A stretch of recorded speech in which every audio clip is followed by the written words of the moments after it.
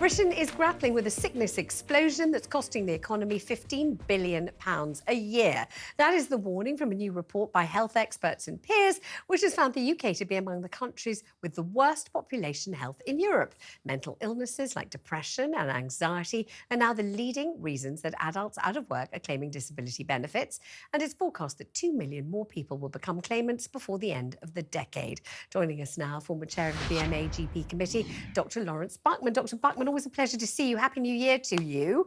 But my gosh, we're in really ropey health, particularly our mental health, which seems to be getting worse and worse. Do we put that down to COVID, or the fact that we say that our mental health services are the Cinderella services of the NHS? Or is life just miserable and we're responding appropriately? I think most of it is life is just miserable anyway. COVID has made things worse, but in one sense, what it's actually done is enable people to say that they have mental health problems, and it's now become all right to say that. I don't think there's been an explosion, particularly in mental health issues. What's happened is that people now talk about it. Remember, just because you can't see it doesn't mean it isn't there. And an awful lot of people have been wrestling with anxiety and depression and other more serious mental illnesses for a long, long time. Only now we can talk about it. And the epidemic of serious mental health is upon us. And I think it's actually been with us for quite a while. And one of the problems with all of this, Dr Buckman, is that it has become acceptable to talk about it. Good, excellent, don't hide it. There's no stigma. So many people will be suffering problems with their mental health at one stage or other of their lives. It's a perfectly normal thing and nothing whatsoever to feel ashamed or stigmatised about, sure. But the question is where to talk about it and to whom. Is there any treatment available? Is there a prospect that you're going to get better and feel better? Or are you going to be on some waiting list just waiting and waiting to see somebody who isn't there or can't see you? The NHS is blighted with waiting lists, and this particular one is no better than any other. People can wait many, many months to see a therapist, a long time to see a psychiatrist. If you're very unwell, then you can be seen very, very quickly, by which I mean today. But most people are not that mentally ill that they need that kind of service. And for the rest of us, the NHS delivers, but very slowly, and often much too slowly, to keep people in work. And that's part of the problem. If you reach a certain level of mental illness, you can't work. And my job is to look after people like that. And there are, surprisingly, a very large number of them.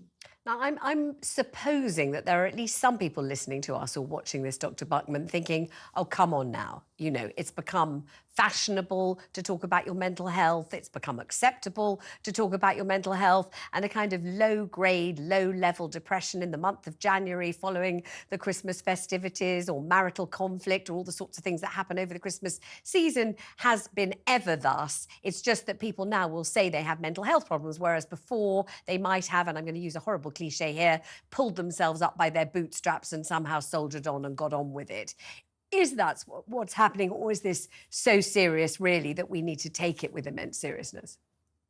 We're talking about something different from just a bit of unhappiness.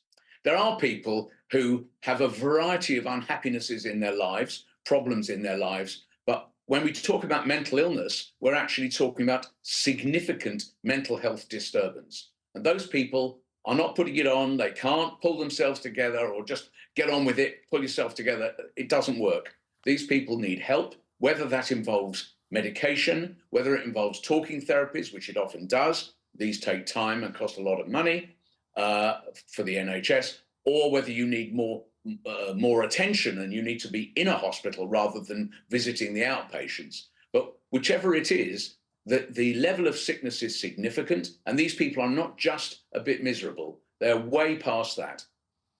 And so the prospect of their feeling better at some point, the prospect of them getting the treatment that they need to get them back into the workforce, and even more importantly, I suppose, to get them happy so that they're enjoying life and, living their best lives, fulfilling their potential. What is the likelihood of that?